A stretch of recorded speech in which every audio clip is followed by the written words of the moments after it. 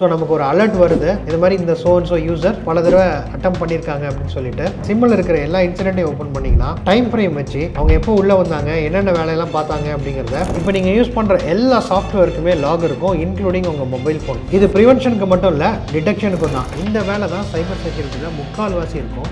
இதுக்கும் தெரிஞ்சிருக்கணும். ஸோ கிரிட்டிக்கலாக இருக்கிற பேங்கிங், ஹெல்த் கேர் இந்த மாதிரி செக்டர்லாம் பார்த்தீங்கன்னா சாஃப்ட் டீம் கண்டிப்பாக இருக்கணும். இது எல்லாத்தையும் விட ரொம்ப முக்கியமான விஷயம் என்ன அப்படின்னு பார்த்தீங்கன்னா,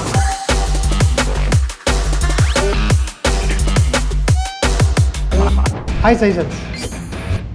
ஜஸ்ட் இமேஜின், ஒரு கம்பெனிக்குள்ள ஒரு ஹேக்கர் வந்துட்டான், ஒரு கம்ப்யூட்டர்லையும் லேட்டரல் மூவ்மெண்ட் பண்ணிக்கிட்டே இருக்கான். கொஞ்சம் கொஞ்சமாக டேட்டாவை திருடுறான், நம்ம கண்ணுக்கு முன்னாடியே டேட்டாவை திருடிட்டு வெளில போயிட்டான். இது எப்படி ஒரு பேனிக் சிச்சுவேஷனை கிரியேட் பண்ணும்? இதை நம்மளால் தடுத்திருக்க முடியுமா அப்படின்னா, தடுக்கக்கூடிய டெக்னாலஜிக்கு பேர் தான் SIEM, SIM அப்படின்னு சொல்லுவோம், security information and event management. So இந்த SIEM-ஐ எதனால் ஹார்ட் ஆஃப் சைபர் செக்யூரிட்டி அப்படின்னு சொல்கிறாங்கன்னா, கம்பெனி சைட் இது ரொம்ப ரொம்ப கிரிட்டிக்கல். இது இருந்துச்சுன்னா நம்மளால் சைபர் அட்டாக்ஸை மேக்ஸிமம் தடுத்துட முடியும். அதே மாதிரி இந்த சைடு பார்த்தீங்கன்னா, நீங்கள் ஒரு வேலைக்கு ஜாயின் பண்ணணும் அப்படின்னா SOC, செக்யூரிட்டி ஆப்ரேஷன் சென்டர் அப்படின்னு சொல்லுவோம். இந்த வேலை தான் சைபர் செக்யூரிட்டியில் முக்கால்வாசி இருக்கும்.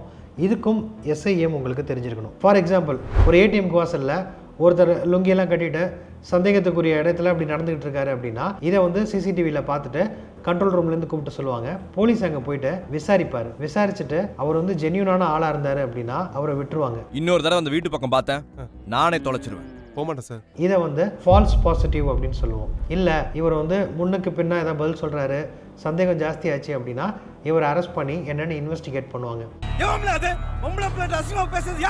அப்படி இருந்தால் இதை ட்ரூ பாசிட்டிவ் அப்படின்னு சொல்லுவோம். இப்போது கண்ட்ரோல் ரூம்லேருந்து கூப்பிட்டு போலீஸ்க்கு சொன்னாங்க இல்லையா, இதை வந்து அலர்ட் பண்ணுறது அப்படின்னு சொல்லுவாங்க.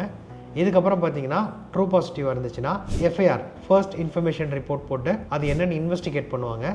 இதே வந்து சிம்மில் பார்த்தீங்கன்னா இதை இன்சிடென்ட் ஹேண்ட்லிங் அப்படின்னு சொல்லுவோம். இன்சிடென்ட் ரைஸ் பண்ணி இதை இன்வெஸ்டிகேட் பண்ணுவோம். ஸோ இப்போ சிம்மை பற்றி உங்களுக்கு ஓரளவுக்கு ஐடியா கிடச்சிருக்கும்னு நினைக்கிறேன். இப்போ இந்த சிம்மில் என்ன அப்படின்னு பார்த்தீங்கன்னா, SIEM அப்படிங்கிறது ஒரு டெக்னாலஜி. ஃபார் எக்ஸாம்பிள், கார் அப்படின்னு நம்ம எப்படி பொதுவாக சொல்கிறோமோ அந்த மாதிரி SIEMங்கிறது ஒரு டெக்னாலஜி. இப்போ காரில் எப்படி நிறைய பிளேயர்ஸ் இருக்காங்க, டாடா, மகேந்திரா, மாருதி, அந்த மாதிரி இந்த SIEMல நிறைய பிளேயர்ஸ் இருக்காங்க, அவங்கக்கிட்ட ப்ராடக்ட் இருக்குது. ஃபார் எக்ஸாம்பிள், IBM இருக்காங்க. IBM-ஓடது பார்த்தீங்கன்னா QRadar அப்படின்னு சொல்லுவாங்க. Splunk இருக்குது, லாகரிதம் இருக்குது, ஆர்க்டேட் இருக்குது, RSA இருக்குது. இதே மாதிரி க்ளவுடில் பார்த்தீங்கன்னா கூகுள் க்ரானிக்கல், இந்த மாதிரி நிறைய ப்ராடக்ட்ஸ் இருக்குது. இதில் இருந்து நம்ம இன்னொரு எக்ஸாம்பிள் பார்க்கலாம். இப்போது என் வீட்டில் IoT டிவைசஸ் நிறைய இருக்குது, கம்ப்யூட்டர்ஸ் இருக்குது, லேப்டாப் இருக்குது, ஐபேட் இருக்குது, டிவி இருக்குது, எல்லாமே இருக்குது அப்படின்னா இந்த இடத்த நான் மானிட்டர் பண்ணுறதுக்கு ஒரு SIEM இன்ஸ்டால் பண்ணுறேன்னு வச்சுக்கோம். இப்போ QRadar அப்படின்ற ஒரு SIEM இன்ஸ்டால் பண்ணுறேன்னா, ஸோ இந்த SIEM என்னோட லேப்டாப்பில் இன்ஸ்டால் பண்ணதுக்கப்புறம் நெக்ஸ்ட் ஸ்டெப் என்ன அப்படின்னு பார்த்தீங்கன்னா, என் வீட்டில் இருக்கிற எல்லா டிவைசஸையும் இந்த SIEMல நான் இன்டெகிரேட் பண்ணணும். சிம்பிளாக சொல்ல போனால், இந்த எல்லா டிவைசஸும் என் SIEMோட பேசணும், பேசி அங்கே என்ன நடக்குது அப்படிங்கிற இன்ஃபர்மேஷனை இங்கே ஷேர் பண்ணணும். இதுக்கு ரொம்ப முக்கியமான விஷயம் என்ன அப்படின்னு பார்த்தீங்கன்னா, லாக்ஸ், LOGS, லாக்ஸ். இந்த லாக்ஸ்னால் என்ன, இந்த லாக்ஸ் எதனால் ரொம்ப முக்கியம் அப்படின்றத ஃபஸ்ட்டு தெரிஞ்சுக்கும். லாக் அப்படிங்கிறது ரொம்ப சிம்பிளுங்க. இப்போ உங்கள் ஃபோனில் பார்த்தீங்கன்னா கால் லாக் அப்படின்னு ஒன்று இருக்குது. ரிசீவ்டு கால், டயல்டு கால், மிஸ்டு கால் எல்லாமே இருக்கும். அதே மாதிரி ஏதாவது ஒரு ஆஃபீஸ் பெர்மிசஸ்குள்ளேயோ செக்யூர்டான பில்டிங்குள்ளேயோ போகிறீங்கன்னா வாசலில் ஒரு லெட்ஜர் வச்சுருப்பாங்க. அந்த இடத்துல நீங்கள் யார், எதுக்காக வந்திருக்கீங்க, எத்தனை மணிக்கு வந்தீங்க அப்படிங்கிற எல்லா டீட்டெயிலையும் இது பண்ணுவாங்க. சிம்பிளாக பார்த்தீங்க அப்படின்னா அது ஒரு ரெக்கார்டு இல்லை இன்வென்ட்ரி அப்படின்னு சொல்லலாம். என்ன நடக்குதோ எல்லாத்தையுமே எழுதுகிற ஒரு இன்வென்ட்ரி. இப்போ நீங்கள் யூஸ் பண்ணுற எல்லா சாஃப்ட்வேருக்குமே லாக் இருக்கும், இன்க்ளூடிங் உங்கள் மொபைல் ஃபோன். விண்டோஸில் நீங்கள் ஏதாவது ஒர்க் பண்ணிட்டு இருக்கும்போது ஏதாவது கிராஷ் ஆயிடுச்சு அப்படின்னா லாக் ரிப்போர்ட்டை மைக்ரோசாஃப்ட்டுக்கு சென்ட் பண்ணுறீங்களா அப்படின்னு சொல்லிட்டு நம்மள நிறைய பேருக்கு அந்த வார்னிங் வந்திருக்கும். அப்படி நீங்கள் சென்ட் பண்ணீங்க அப்படின்னா என்ன நடக்கும் அப்படின்னு பார்த்தீங்கன்னா, இப்போ வேர்டு கிராஷ் ஆயிடுச்சு அப்படின்னா வேர்டை நீங்கள் ஓப்பன் பண்ணதுலேருந்து என்னென்ன யூஸ் பண்ணீங்களோ எல்லாமே அந்த லாகில் அப்படியே ரைட் பண்ணிகிட்டே இருக்கும். இத்தனை மணிக்கு ஓப்பன் பண்ணாங்க, இந்த ஃபைலை கால் பண்ணாங்க, இந்த ப்ராசஸ் ஓப்பன் ஆச்சு அப்படின்னு பேக்ரவுண்டில் நடக்கிற எல்லா இன்ஃபர்மேஷனுமே அதில் லாக்ஸாக இருக்கும். எந்த இடத்துல கிராஷ் ஆச்சோ அந்த லாகை மைக்ரோசாஃப்ட்டில் ஓப்பன் பண்ணி பார்த்துட்டு ஒரு 10 பேர் அதே மாதிரி லாக் அமைச்சிருக்காங்கன்னா, சரி இந்த ஃபைல் ஓப்பன் ஆகும்போது தான் ப்ராப்ளம் ஆகுதுன்னு அந்த ஃபைலை அவங்களோட டெஸ்ட் என்விரான்மெண்ட்டில் ரன் பண்ணி பார்ப்பாங்க. அதில் ஏதாவது ப்ராப்ளம் இருந்துச்சுன்னா அதுக்கு பேட்ச் விடுவாங்க. ஸோ லாக் வந்து எவ்வளோ யூஸ்ஃபுல் அப்படிங்கிறது இந்த எக்ஸாம்பிள்லேருந்து நமக்கு தெரிஞ்சிருக்கும். அதே மாதிரி நம்மளோட எல்லா டிவைசஸ்க்குமே லாக் இருக்கும்.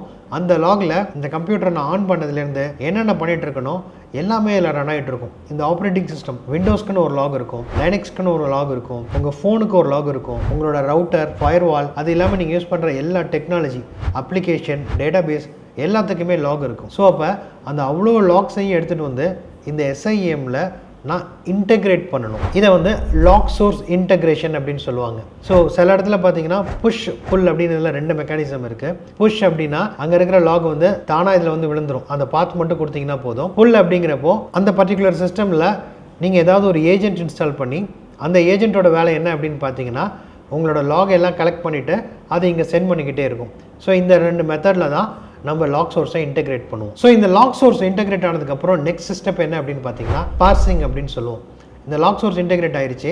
ஒரு டெக்னாலஜியோட லாகும் ஒரு ஃபார்மேட்டில் இருக்கும். இது எல்லாத்தையுமே குளோபலாக படிக்கக்கூடிய ஒரு சிம்பிளான ஃபார்மேட்டில் மாற்றுறதுக்கு பேர் தான் பார்சிங் அப்படின்னு சொல்லுவோம். ஸோ இந்த பார்சிங்க்கு அந்த சிம்லே பார்த்தீங்கன்னா கேப்பபிலிட்டி இருக்கும். நிறையா குளோபல் ப்ராடக்ட்ஸ் பார்த்தீங்கன்னா ஈஸியாக சிம்மோட இன்டெகிரேட் ஆயிரும். கஸ்டமைஸ்டு அப்ளிகேஷன் அந்த மாதிரி சில விஷயங்களுக்கு மட்டும்தான் நம்ம பார்சர்ஸ் எழுதுகிற மாதிரி இருக்கும். ஸோ இப்போ பார்த்தீங்கன்னா லாக்ஸ் இன்டெகிரேட் ஆயிடுச்சு, பார்சிங் ஆகுது.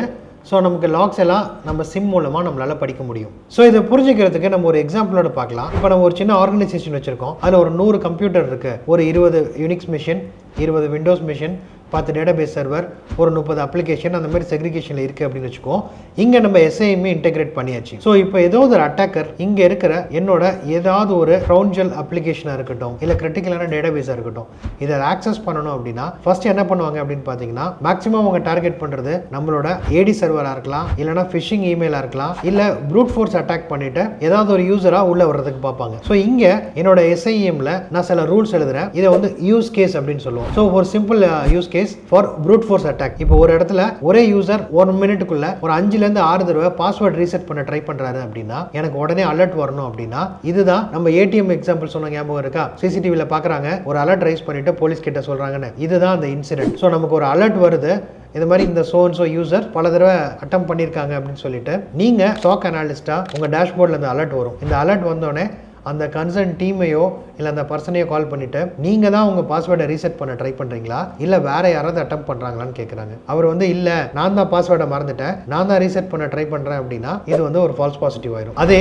நான் பண்ணலை வேற யாரோ பண்ணுறாங்கன்னு சொன்னால் இது ட்ரூ பாசிட்டிவ். இந்த இடத்துல நம்ம ஒரு இன்சிடென்ட் ரைஸ் பண்ணி இதை இன்வெஸ்டிகேட் பண்ணி இந்த ப்ராப்ளத்தை ஆரம்பத்திலே சால்வ் பண்ணிடுவோம். ஸோ சிம்பிளாக பார்த்தீங்கன்னா ஒரு அட்டாக்கர் உள்ளே வராமல் நம்மளால இது மூலமாக தடுக்க முடிஞ்சிச்சு. இது ப்ரிவென்ஷனுக்கு மட்டும் இல்லை, டிடெக்ஷனுக்கும் தான். ஃபார் எக்ஸாம்பிள் யாரோ ஒரு அட்டாக்கர் ஏதோ ஒரு வகையில் உள்ளே வந்துட்டாங்க, நமக்கு என்ன பண்ணுறதுன்னு தெரில, இல்லை இன்சைடர் அட்டாக், அதாவது நம்ம கிட்ட வேலை பார்க்குற யாரோ ஒரு எம்ப்ளாயரோ ஏதோ ஒரு பென்ட்ரைவ் எடுத்து அவங்க கம்ப்யூட்டரில் இன்சர்ட் பண்ணிட்டு ஒரு மெலிஷியஸ் ஃபைலை காப்பி பண்ண ட்ரை பண்ணுறாங்க அப்படின்னா அந்த மெலிஷியஸ் ஃபைல் உள்ள வந்தோடனே நம்ம எழுதியிருக்க ரூல் மூலமாக ஒரு மெலிஷியஸ் ஃபைல் இந்த சோ கம்ப்யூட்டரில் இருக்குன்னு நமக்கு அலர்ட் வந்துடும். நம்ம அதை இமீடியட்டாக ஃபிக்ஸ் பண்ணிட முடியும். ஸோ இந்த சிம்மோட யூசஸ் பார்த்தீங்க அப்படின்னா டிடெக்ஷன், ஓரளவுக்கு ப்ரிவென்ஷனும் பண்ண முடியும். அது மட்டும் இல்லாமல் இன்சிடென்ட் ரெஸ்பான்ஸ் அப்படின்னு சொல்லுவோம். ஸோ ஏதாவது ஒரு தப்பு நடந்துருச்சுன்னா எப்படி இன்சிடென்ட் ரெஸ்பான்ஸ் பண்ணுறது அப்படிங்கிறதும் சிம்மு மூலமாக தான் பண்ண முடியும். அதே மாதிரி டிஜிட்டல் ஃபாரன்சிக்ஸ், ஏதாவது ஒரு தப்பு நடந்ததுக்கப்புறம் இது எப்படி நடந்துச்சு, உள்ளர எப்படி ஒரு ஹேக்கர் வந்தான், எப்படி மூவ் பண்ணான்ற டீடைல்ஸ்லாம் எடுக்கணும்னாலும் சிம்மில் இருக்கிற எல்லா இன்சிடென்ட்டையும் ஓப்பன் பண்ணிங்கன்னா டைம் ஃப்ரேம் வச்சு அவங்க எப்போ உள்ளே வந்தாங்க, என்னென்ன வேலையெல்லாம் பார்த்தாங்க அப்படிங்கிறத நம்மளால ரிவர்ஸ் இன்ஜினியரிங் பண்ண முடியும். இது எல்லாத்தையும் விட ரொம்ப முக்கியமான விஷயம் என்ன அப்படின்னு பார்த்தீங்கன்னா கம்ப்ளைண்ட்ஸ் அப்படின்னு சொல்லுவாங்க. சிம்மு மூலமாக நம்மளால் கம்ப்ளைண்ட்ஸ் ரிப்போர்ட் எடுக்க முடியும். கம்ப்ளைண்ட்ஸ் படி பார்த்தீங்கன்னா ஒரு லாக் சோர்ஸஸையும் இத்தனை நாள் கண்டிப்பாக உங்கள் சிஸ்டமில் வச்சிருக்கணும் அப்படின்னு ஒரு இண்டஸ்ட்ரிக்கும் ஒரு ரூல் இருக்குது. ஃபார் எக்ஸாம்பிள் 30 days இல்லை 60 days வந்து உங்கள் லோக்கல் ஸ்டோரேஜில் இருக்கணும்.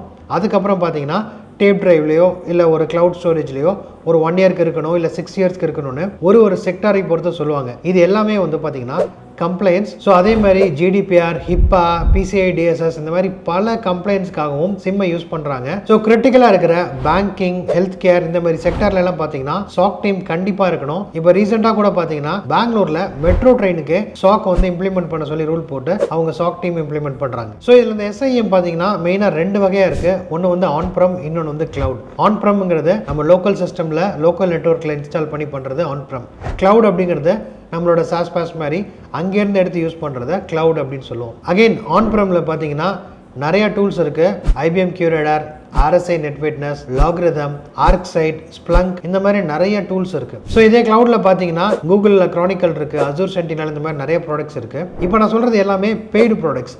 இது இல்லாமல் ஓப்பன் சோர்ஸஸும் நிறைய இருக்குது. நீங்கள் வீட்டில் நீங்களே SIEM ட்ரை பண்ணணும் அப்படின்னா வசு அப்படின்னு ஒரு ப்ராடக்ட் இருக்குது, அதை ட்ரை பண்ணலாம். எல்க் அப்படின்னு சொல்லுவாங்க, எலாஸ்டிக் சர்ச், லாக்ஸ்டாஷ், கிபானா அப்படின்னு சொல்லிட்டு அது ஒரு காம்போ, அதுவும் ரொம்ப நல்லா இருக்கும். ஹைவ் அப்படின்னு ஒன்று இருக்கு, செக்யூரிட்டி ஆனியன் ஒன்று இருக்கு. ஸோ இதெல்லாம் நீங்க உங்க லோக்கல் சிஸ்டம்ல இன்ஸ்டால் பண்ணி நீங்களே செக் பண்ணி பார்க்கலாம். ஸோ ஒரு SIEM டூலுக்கும் பார்த்தீங்கன்னா ஆர்கிடெக்சர் லைட்டாக மாறும், பட் அதோட ஃபங்க்ஷனாலிட்டிஸ் வந்து மோரர்லெஸ் சேமாக தான் இருக்கும். ஸோ இந்த SIEM நான் எதுக்காக இப்போ இன்ட்ரடியூஸ் பண்ணுறேன் அப்படின்னு பார்த்தீங்கன்னா, மேக்ஸிமம் சைபர் செக்யூரிட்டியில் இருக்கிற ஜாப்ஸில் 60 to 70% ஆஃப் த ஜாப்ஸ் வந்து SOC ஓரியன்டாக தான் இருக்கும். என்ட்ரியும் ஈஸி. நீங்கள் ஒரு SOC அனலிஸ்ட்டாக ஜாயின் பண்ணணும் அப்படின்னா SIEM உங்களுக்கு கண்டிப்பாக தெரிஞ்சிருக்கணும். ஸோ இந்த சிம்மை காம்ப்ளிமெண்ட் பண்ணுற மாதிரி SOAR அப்படின்னு ஒரு டெக்னாலஜி இருக்குது, security orchestration automation and response அப்படின்னு சொல்லுவாங்க. ஸோ இதை யூஸ் பண்ணி L1 ஜாப் எல்லாம் இதுவே ஆட்டோமேட்டிக்காக பண்ணும்.